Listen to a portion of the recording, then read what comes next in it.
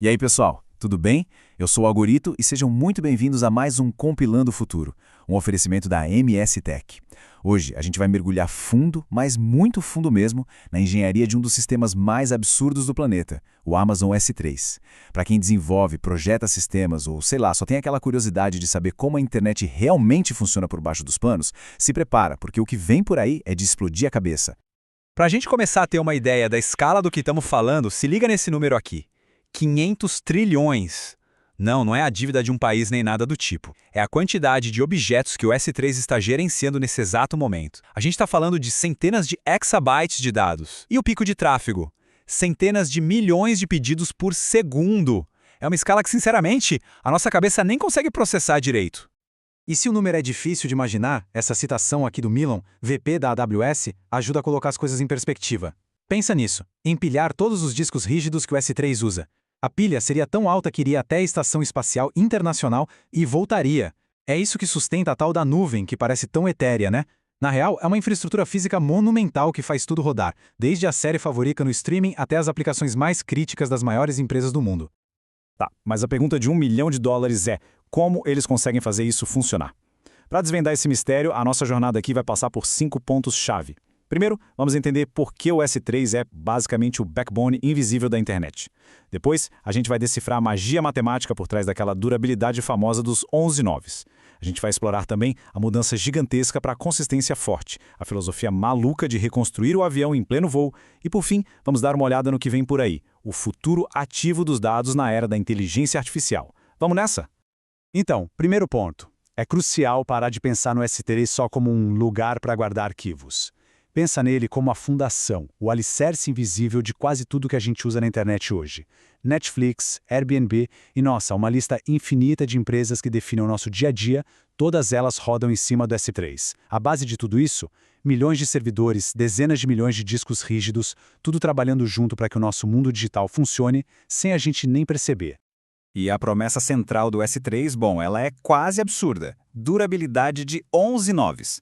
Para a gente ter uma noção do que isso significa na prática, pensa no seu HD em casa. Ele tem uma chance de falhar de 1 a 2% por ano. Já a chance do S3 perder um único arquivo é de 0,000000001%. A pergunta aqui vai além do como. É mais tipo, que tipo de feitiçaria de engenharia torna isso sequer possível? Bom, e a resposta não é o que a gente poderia imaginar de cara. Tipo, eles fazem um monte de cópias. Não é força bruta. Fazer 3, 4 cópias de tudo seria financeiramente impossível nessa escala.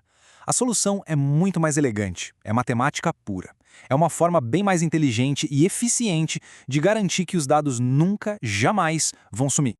Olha só que clara diferença. O método tradicional, a replicação tripla, é simples de entender. Faz 3 cópias, mas o custo é um absurdo. Um overhead de 200%. Para cada 1 terabyte que se guarda, precisa de 3 terabytes de disco.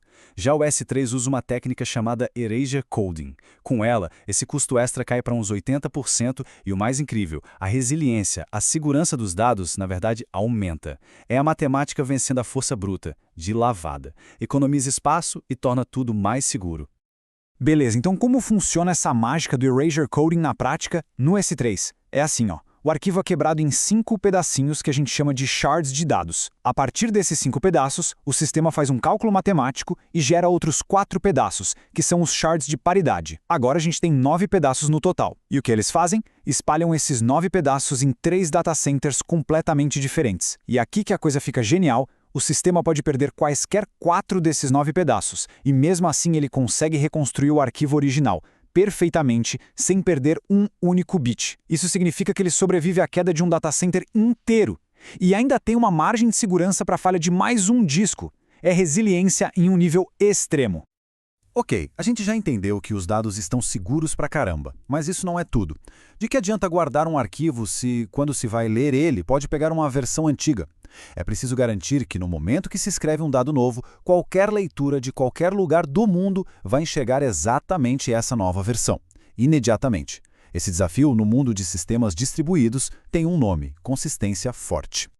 E essa é uma parte muito legal da história do S3. Por muitos anos, ele funcionava com o que a gente chama de consistência eventual. Na prática, significava que depois de atualizar um arquivo, existe uma pequena janela de tempo onde uma leitura podia, sei lá, pegar a versão antiga. Era uma dor de cabeça enorme para quem desenvolvia. Aí, em dezembro de 2020, sem alarde, sem cobrar um centavo a mais, o S3 simplesmente ligou a consistência forte para todo mundo. Foi uma mudança tectônica que simplificou a vida de milhões de aplicações da noite para o dia. Mas por que essa mudança foi tão importante assim? Porque a consistência eventual simplesmente quebrava processos complexos de dados. Equipes de Big Data e Analytics precisavam criar umas soluções super complexas por fora, como o S3 Guard, só para ter certeza que não estavam processando dados velhos. A mudança para consistência forte eliminou essa camada inteira de complexidade e dor de cabeça. Foi um alívio gigantesco. E como eles conseguiram fazer essa virada de chave mágica? A grande verdade é que, por baixo dos panos, o S3 sempre soube onde estava a versão mais recente de cada dado.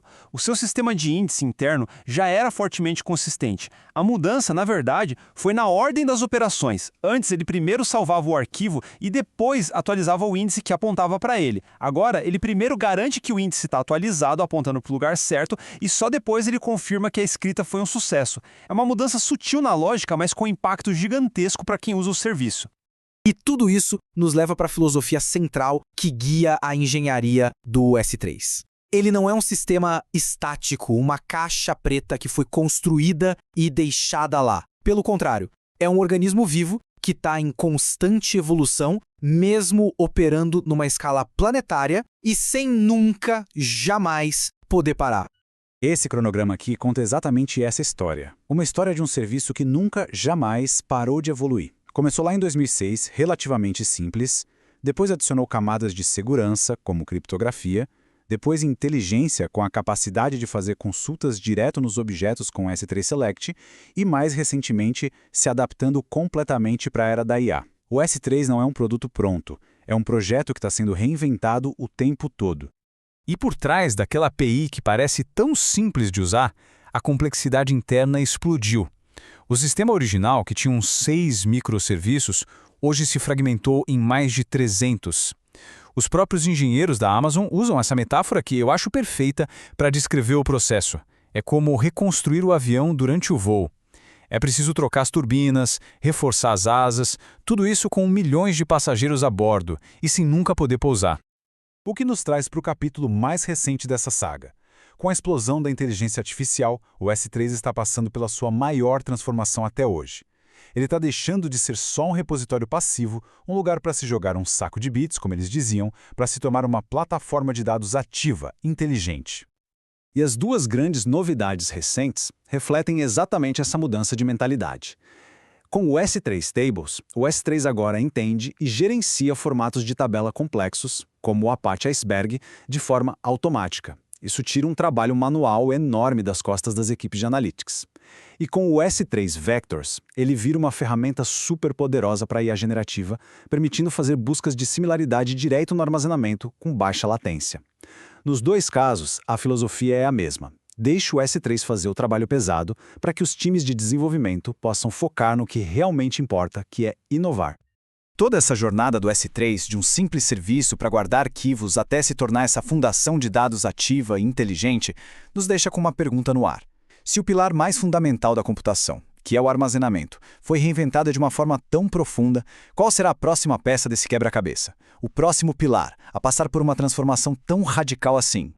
Bom, pessoal, essa análise toda foi compilada a partir de fontes incríveis, como os artigos do The Pragmatic Engineer, as publicações técnicas da própria Amazon e análises de vários especialistas da indústria. Eu sou o Algorito e agradeço demais a companhia de todo mundo até aqui. E não se esqueçam, continuem compilando o futuro.